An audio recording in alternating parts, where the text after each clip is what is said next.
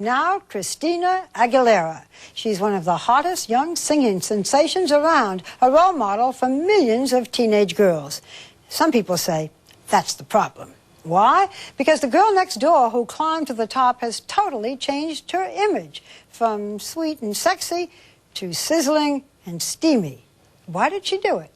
And how did she overcome a troubled childhood to become a recording superstar? Chris Cuomo has an exclusive interview with Christina Aguilera. And like the titles of her new songs, her new act is dirty and beautiful.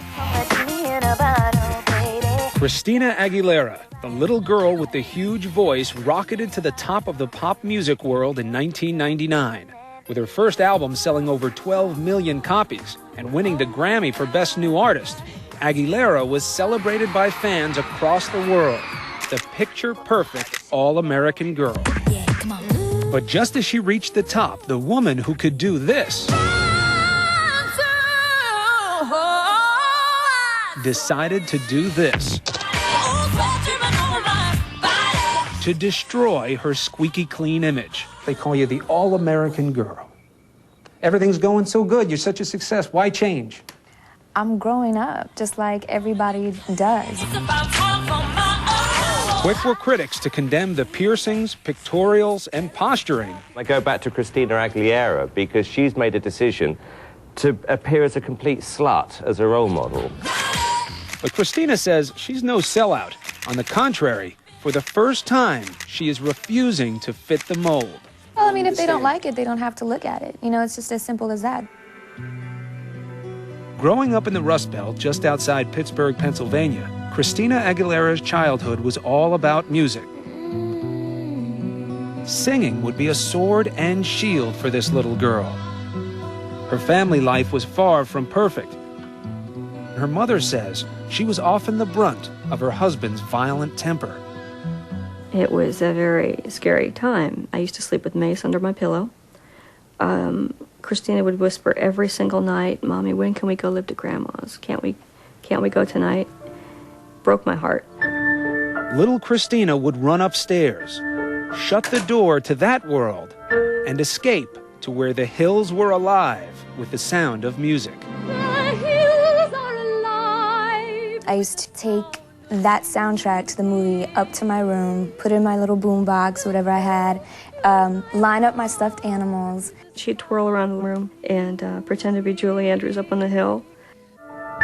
When Christina was only 5, mother and child fled the violence and moved in with Grandma in Rochester, Pennsylvania.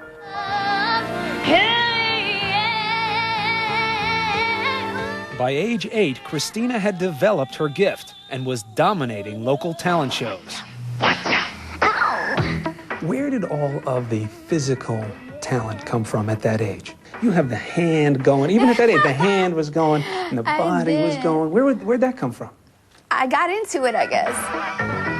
I just really got down. What kind of fool do you think I am? Christina wanted more, to sing at the biggest talent show in the world, Star Search. Please give an international welcome to Christina Aguilera.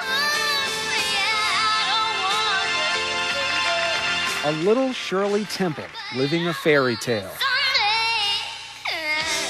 Christina made it to the final round against the reigning champ. Champion, once again, Christopher Reese. But she lost. I was upset. I was upset. I'm not gonna lie, you know. I was crying, actually. I think she was a little ticked off at me because I made her still go over and congratulate him and shake his hand, because I figured if she's going to be in this business, that's part of the business. Back at school, there was little consolation. Christina was taunted by other students jealous of her success. What'd you do this weekend? You know, and I was singing somewhere, but you wouldn't want to speak about it because then somebody would, you know, of course, reject you for it or put you down for it. I used to tell her there must be a reason behind it. Maybe you're being prepared for something really great. Mom was right. Magic struck. The Mickey Mouse Club was the first time where I was around other kids that enjoyed doing the same thing as me. She was now a featured cast member of the Mickey Mouse Club, teamed with future stars Britney Spears and Justin Timberlake. I remember Britney and Christina They were always inseparable. You know, wherever you wanted to find one, look for the other one. But that happiness was short-lived. Now it's time to say goodbye. After just over a season, the show was canceled. There's a picture floating around. It was me and Brittany were crying like so hard on one of the other Mouseketeers' shoulders. But Christina and her surrogate sister would grow apart. Brittany would move on with her own career along with Justin, leaving Christina behind. Her career had stalled. Now what? At last. The answer would come from record exec Ron Fair.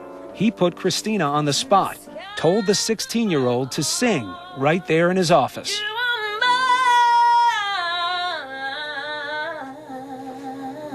And she took this athletic stance and a posture and threw her head back and very proudly just, you know, pounded the song into my brain. It was like electrical impulse, like, and I realized, oh my God, I am in the presence of true greatness. Christina's big break would come in a phone call to Ron Fair from the makers of the animated film Mulan. I have this really problematic song. It's really rangy, nobody can sing it. The singer has to hit a high E, an octave above middle C in full voice. Fair told them he knew just the singer. So I called her up and I said, hey, Christina, can you hit the high E, an octave above middle C in full voice? And she said, Mom, can I hit the high E octave? She wasn't even sure herself. It's all about one note and being able to hit it.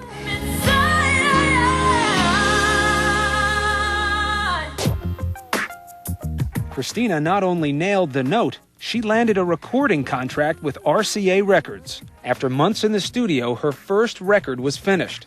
She had dreams of being a big-time singer her whole life.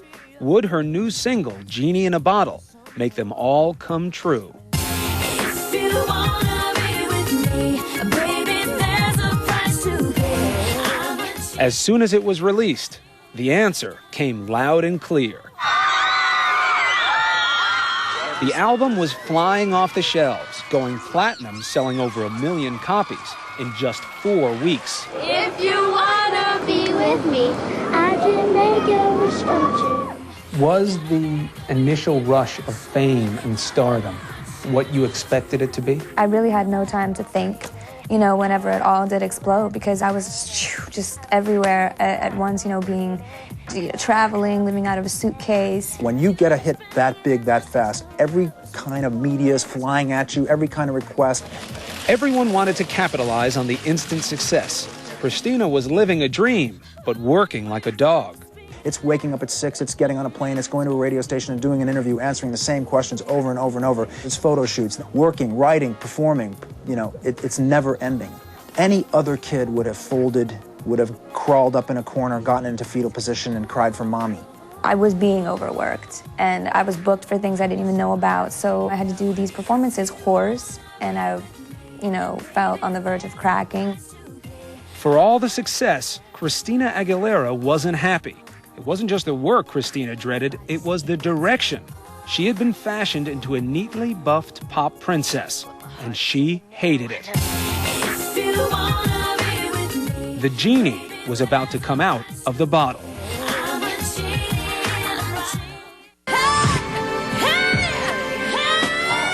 When 2020 returns. Want to at 21, just like, you know, any other person, you know, wear a short skirt if I want to, or no skirt. Next.